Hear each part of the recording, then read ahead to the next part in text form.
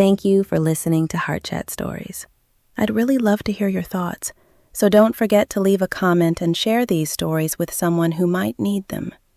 Each story is meant to help you pause, reflect, and think about your own relationships, how you love, how you heal, and how you grow.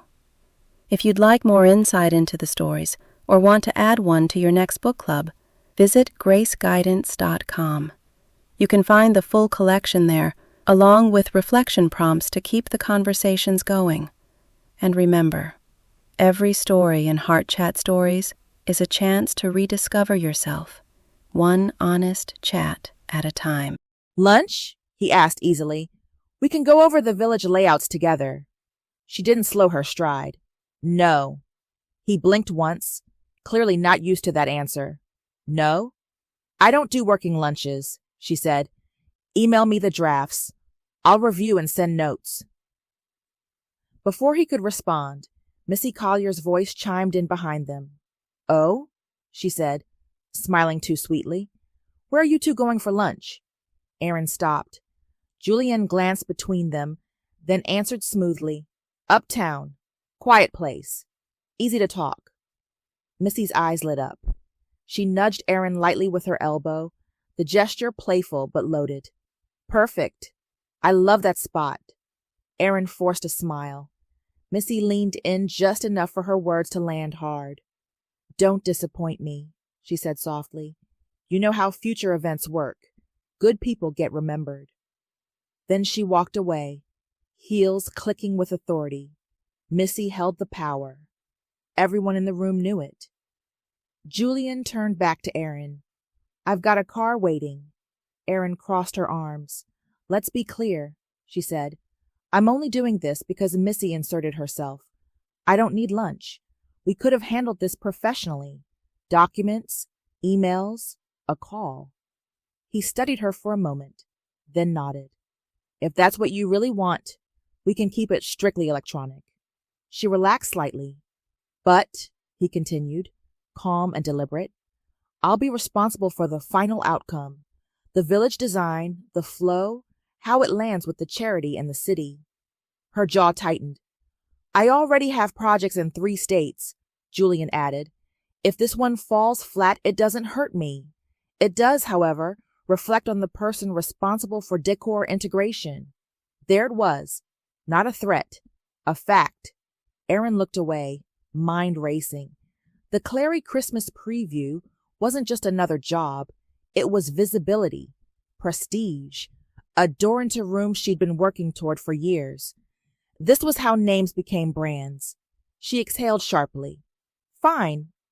Julien smiled, not smug, just satisfied. Good choice. They stepped outside into the crisp air, and she followed him to a sleek black sedan idling at the curb. The driver opened the door. Erin slid into the back seat, deliberately choosing the spot closest to the door, as far from Julien as possible. She crossed her legs, placed her bag beside her like a barrier, and stared straight ahead. Julien took the opposite side, unbothered. As the car pulled away, the city blurring past the windows, Erin reminded herself why she was here. This wasn't about lunch. It wasn't about him. It was about access, about leverage, about becoming too valuable to overlook. Still, she hated how aware she was of his presence in the quiet space between them, and she hated even more that she couldn't tell whether she just made a smart business move or stepped into something far more complicated. The restaurant was warm and understated, low lighting, dark wood, quiet jazz humming beneath conversation, uptown polish without pretense. Julien held the door as they entered, and Erin stepped inside without acknowledging it, already scanning the room like she was measuring exits. They were seated in a corner booth. Relax, Julien said once they settled. You're not on stage. She placed her purse beside her, posture straight. I'm here to talk business. He smiled and signaled the server. 2 drinks, she stiffened. I didn't order anything. Trust me, he said. It helps. When the server returned, Julien ordered a cocktail with ease. Erin requested sparkling water and glanced at her watch. Julian's eyes lingered, not lingering too long, just enough. You look amazing, by the way. Her jaw tightened. I didn't come here to talk about how I look. I know, he said calmly. I'm still allowed to notice. She met his gaze, voice clipped. Thank you. Menus arrived. Erin ordered a small bite, something quick. Julien chose a sampler, light, shareable. When it arrived, he slid one of the small plates toward her. You want some? No, she said immediately. He leaned back, studying her. You know, you don't have to be so sharp all the time. Her eyes narrowed. I'm direct. You're armored, he replied, and you should be able to take a compliment without bracing for impact. She gestured between them. We're supposed to be in a business meeting, and we haven't talked business yet. Julien didn't flinch. Courtesy doesn't derail productivity. Then, quieter. What's your problem with me, Erin? She exhaled, tired. You apologize for the coffee. That's not it. Then what is? She paused, fingers tightening around her glass. Men like you get the spotlight. Women like me fight for the same recognition and still get reduced to how we look, how agreeable we are, how easy we are to work with. Julien listened, expression steady. We get put into boxes, she continued, boxes that have nothing to do with leadership or power. I didn't put you in a box, he said. Maybe not, Erin replied, but the people who choose between us will choose you. There's no competition in creativity, Julien said. She laughed once. There's always competition. Yes, he said evenly, as long as you participate. That stopped her. He leaned forward slightly. Do you really want to spend your life competing in systems you didn't design? Things that were out of your control before you even entered the room? Her shoulders lowered a fraction. So what's your plan? He asked. For your life? She hesitated, then answered honestly. I want to be at the top of every list. I want my name to mean excellence. I want respect, as a woman. He nodded. That sounds exhausting. She blinked. It's necessary. What about family? He asked. Her tone sharpened again. What about it? Do you want one? She shook her head. A family would pull me away from where I'm trying to go. Julien didn't argue. He just looked at her. Really looked. What if, he said carefully, what everyone told you was out of your control wasn't? What if a family with an equal partner was something you built the same way you build everything else? Erin's breath caught. No one had ever framed it that way. A partnership, not a distraction, not a detour. She looked down at her glass, the ice slowly melting. For the first time since she'd sat down, the room felt quiet, not tense, just open. She didn't answer, but something in her shifted, and Julien noticed.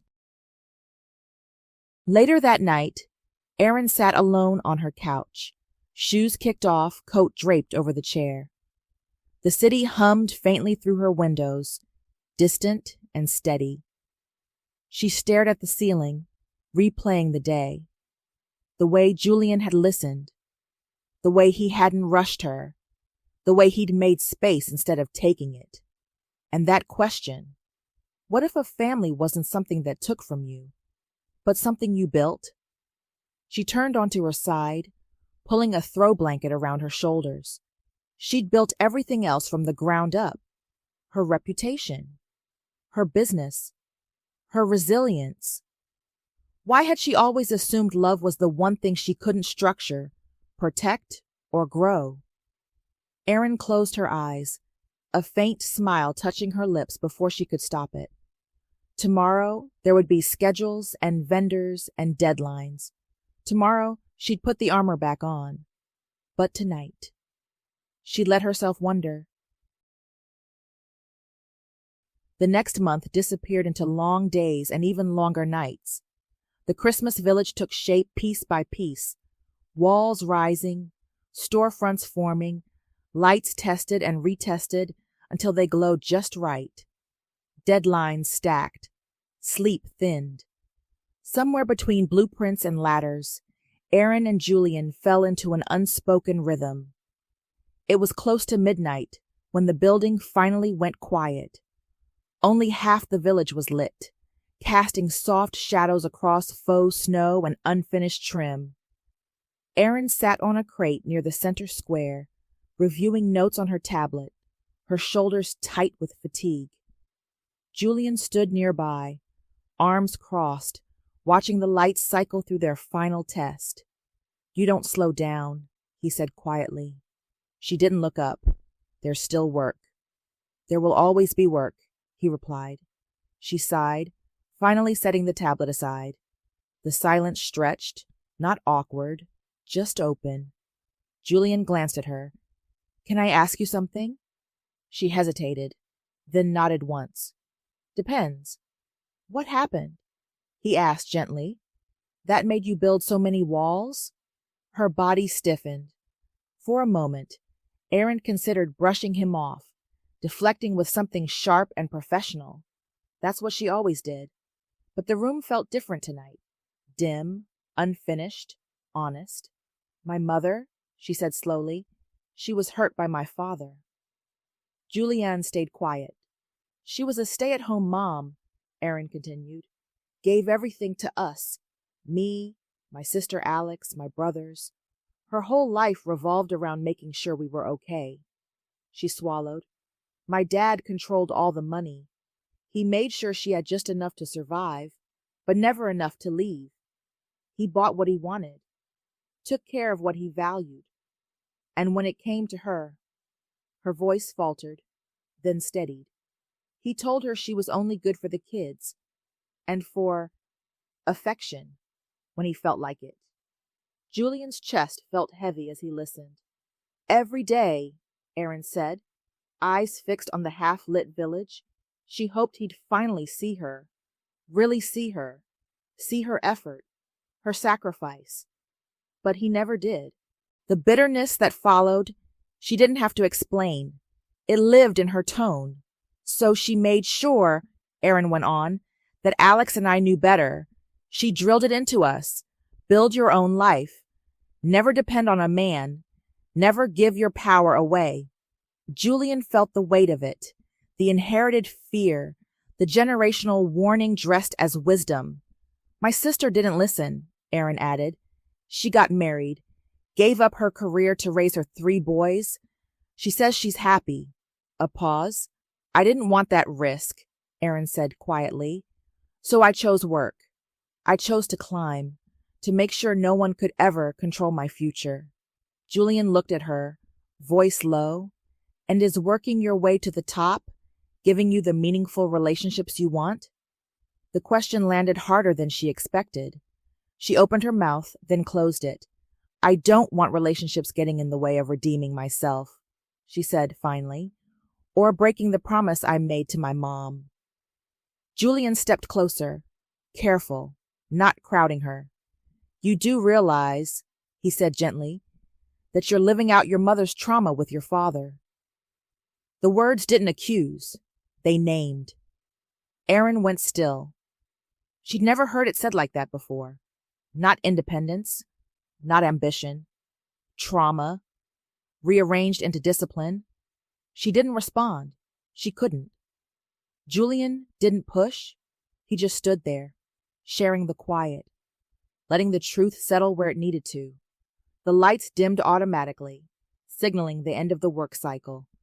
Erin stared ahead, heart heavy but strangely clear. For the first time, she wondered if the walls she'd built weren't just protecting her, but keeping her from something she'd never allowed herself to want. And that realization, that quiet, unsettling truth, followed her all the way home.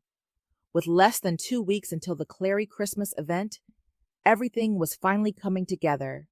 The village glowed. Warm light spilled from tiny windows, wreath-framed doorways, garland-wrapped beams with just enough elegance to feel magical without being overdone. Misha stood near the lighting board, arms crossed, a rare smile on his face. "This is it," he said. The balance is perfect. Julien's village design flowed seamlessly into Erin's decor. Nothing competing, everything speaking the same language. Jenna, clipboard tucked under her arm, confirmed the final placement of treats throughout the village. Her earlier resistance replaced with quiet approval. It works, Jenna admitted. The kids are going to lose their minds. Erin stood in the center of it all, hands resting on her hips, taking it in. It looks amazing, she said, her voice softer than usual. Julien appeared beside her, holding out a cup. Coffee. She took it without hesitation, fingers brushing his for half a second before she pulled away. She sipped slowly, eyes still moving across the room, taking stock of every detail. Julien watched her, not the sharp, guarded woman from their first meeting, but this version, grounded, present, at ease in the space she'd helped create. He liked her. No, he liked her a lot. Erin's assistant hurried over, phone pressed to her ear. There might be a holdup with the floral supplier, she said quietly. Weather issue on their end.